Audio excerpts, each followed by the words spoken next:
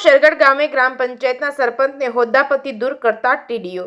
કેશોદના શેરગઢ ગ્રામ પંચાયતના સરપંચ મોહનભાઈ ઉર્ફે મોહિતભાઈ નારણભાઈ દયાતા દ્વારા હોદ્દા પર હોય ત્યારે અજાબ ગ્રામ પંચાયતની હદ વિસ્તારમાંનું કોઝવે પુલનું કામ કરાવી ઉપરાંત ₹1,20,000 પાણીના ટાંકાના કામમાં વહીવટી ચૂકના કારણે ગેરરીતિ ધ્યાને આવી હોય છે। બાબતે તપાસ અધિકારીઓ અહેવાલ જૂનાગઢ જિલ્લા વિકાસ અધિકારી સમક્ષ રજૂ કરવામાં આવ્યો હતો। મેંદરડા પોલીસ સ્ટેશનમાં અજાબ રોડ ઉપર ખીચડીયા ગામના ધણસર પાસે રોડ ઉપર પ્રવીણભાઈ ઉર્ફે બોબી નારણભાઈ વાળા અને દેવુભાઈ કાળુભાઈ બાબરિયા અને બંને રહેવાસી શેરગઢ મોટરસાયકલ સાથે આવી રહ્યા હતા ત્યારે મારી નાખવાની ઈરાદે ફોરવ્હીલ કારથી ઠોકર મારી પછાડી ગંભીર ઈજા પહોંચાડી છે। તે ગુનાના સબબ ભારતીય ન્યાય સંહિતાની કલમ 109, 351(2), 281 એટ્રોસિટી એક્ટની કલમ 3(1)R તેમજ 3(2)(5)A ગુનો નોંધી મેંદરડા પોલીસ દ્વારા ધરપકડ કરવામાં આવી છે। હાલ જેલ હવાલે છે। મનરેગા યોજના હેઠળ વિદેશમાં રહેતા કરીમભાઈ